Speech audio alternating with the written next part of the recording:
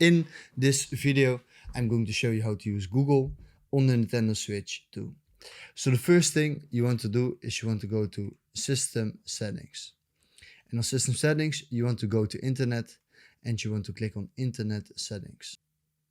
Then on Internet Settings, you want to choose your Wi-Fi, and then you're going to click on your Wi-Fi and you're going to click on Change Settings.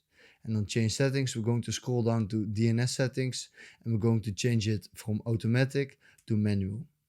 Then at you, it should say 000.000.000.000, but this is what you're going to change it to. You're going to change it to 045.055.142.122.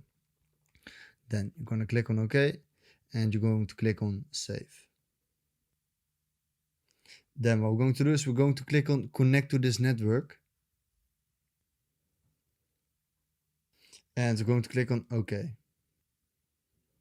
Then it takes you this page. We're going to click on right above Google. Here you can type it in. And that's how you use Google on the Nintendo Switch 2.